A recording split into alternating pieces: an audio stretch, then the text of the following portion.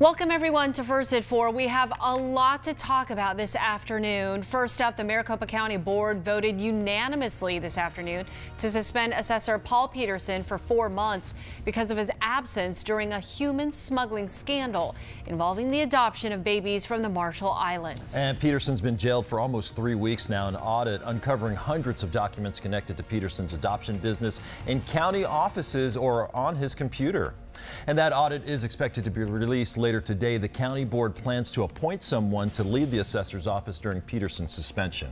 Late last week, the U.S. Marshals transported Petersen from Florence to Arkansas, and tomorrow he will face a judge there on more than a dozen federal charges. Team 12's Bianca Bono in Arkansas. She will be there as this case continues. She joins us live outside the courthouse. Bianca, what's the mood like there now?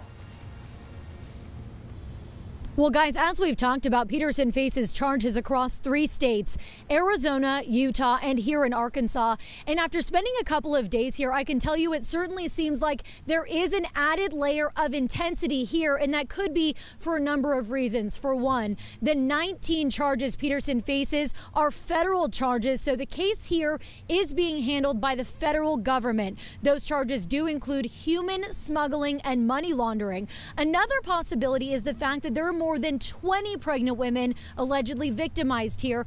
2 have already given birth, and a 3rd could possibly have her baby tomorrow, I'm told. So there's a widespread triage effort happening as attorneys and nonprofits team up to get these women proper housing and just basic resources. We're told many in the adoption community here have known that this alleged scheme was going on for years and have tried putting safeguards in place to prevent it, but attorneys like Petersen were still able to allegedly operate. So those here are relieved to see an arrest, certainly, but eager to see how all of this plays out in court. But I think the main reason why the mood is even more intense here in Arkansas is because there is a huge Marshallese community here. In fact, it's the biggest outside of the Marshall Islands, and as we've reported, the pregnant women allegedly exploited here are all Marshallese.